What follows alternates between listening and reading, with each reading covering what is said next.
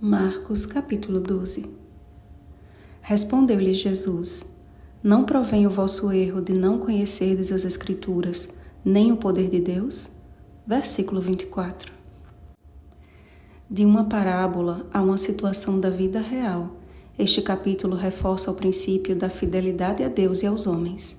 A fim de restaurar a sua aliança tantas vezes quebrada por Israel, o Senhor enviou seus servos, os profetas, dos quais espancaram uns e mataram outros. Geração após geração, Deus levantava os seus atalaias com mensagens de advertência e de juízo, e seus líderes eram os primeiros a rejeitar a palavra do Senhor. Desta forma, ao enviar ao mundo o seu Filho amado, pela dureza de seus corações, fizeram com ele pior do que fizeram aos profetas, matando-o e atirando-o para fora da vinha, como um indigente. Na ambição de construir um reino, rejeitaram a principal pedra angular. A notoriedade da sabedoria de Jesus e de seus ensinamentos era constantemente ameaçada por perguntas formuladas com vistas a fazê-lo tropeçar nas próprias palavras. O ódio nacional contra Roma, pelos encargos que tinham de se submeter, principalmente quanto aos encargos tributários, era o combustível principal dos líderes judeus. Ódio que era transmitido ao povo em forma de interpretações das Escrituras, conforme suas expectativas quanto ao Messias como um líder militar e político. Ao ouvirem de Jesus, dai a César o que é de César e a Deus o que é de Deus, muitos se admiraram dele, mas não podiam aceitar que aquele fosse o ungido de Deus, que os livraria do jugo romano. Com os olhos fixos em um reino terreno, perderam de vista o reino de Deus. Os saduceus, por outro lado, tinham a ressurreição como seu objetivo de debate favorito. Descrentes sobre a ressurreição, apresentaram a Jesus o fundamento arenoso de sua crença, suas próprias conclusões a respeito do que Moisés nos deixou escrito. A Bíblia fala a respeito de duas ressurreições. Muitos dos que dormem no pó da terra ressuscitarão, uns para a vida eterna e outros para a vergonha e horror eterno. Daniel capítulo 12, versículo 2. Quando o Senhor voltar em glória, os mortos em Cristo ressuscitarão primeiro. 1 Tessalonicenses capítulo 4, versículo 16. Os restantes dos mortos não reviveram até que se completassem os 1000 anos. Apocalipse capítulo 20, versículo 5. Não vos maravilheis disto, porque vem a hora em que todos os que se acham nos túmulos ouvirão a sua voz e sairão, os que tiverem feito bem para a ressurreição da vida, e os que tiverem praticado o mal para a ressurreição do juízo.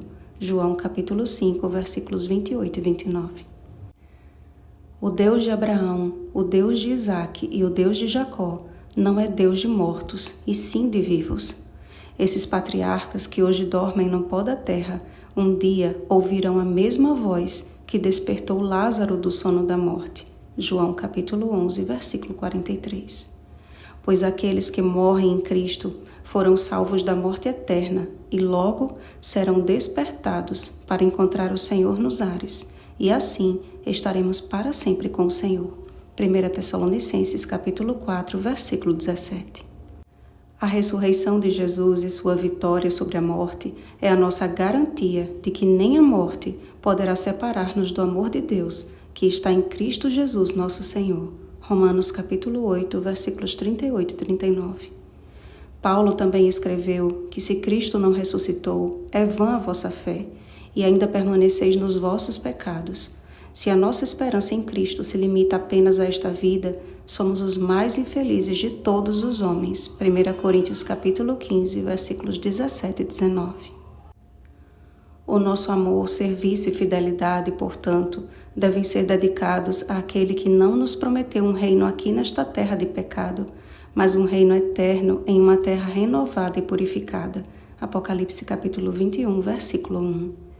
O grande mandamento que deve estar escrito nas tábuas de nosso coração consiste em amar a Deus e ao nosso próximo, não pelos méritos ou critérios humanos, mas acima de todos os holocaustos e sacrifícios, acima de toda tentativa de justificação própria, pois a fidelidade não é uma barganha com Deus, e sim uma resposta de gratidão ao Deus que nos salvou e que, por sua graça e bondade, promove a transformação do nosso caráter um dia de cada vez. A genuína compreensão das Escrituras resulta na fé que atua pelo amor. Gálatas capítulo 5, versículo 6. É uma obra divina e não humana. A nossa parte é a de, como aquele escriba, aceitar e crer. Muito bem, mestre, e com verdade disseste. Assim fazendo, Jesus nos diz: não estás longe do reino de Deus. Está na hora do povo que se chama pelo nome de Deus parar de oferecer a Ele do que lhe sobra e colocar tudo o que possui no altar do Senhor. Não entendam mal, amados. Não falo aqui simplesmente de recursos materiais, mas de uma vida de fidelidade integral.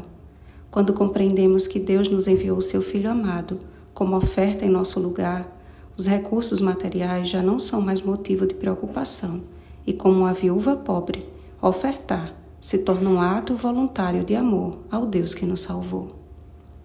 Oremos, amados. Querido Pai, nós cremos que logo nosso Senhor e Salvador Jesus Cristo voltará, quer vivos, quer ressuscitados, que por Tua graça e misericórdia possamos ouvir naquele grande dia: muito bem, servo bom e fiel, foste fiel no pouco, sobre o muito te colocarei, entra no gozo do Teu Senhor. Em nome de Jesus, amém. Vigiemos e oremos. Uma feliz semana, servos fiéis de Cristo. Oremos pelo batismo do Espírito Santo. Oremos uns pelos outros.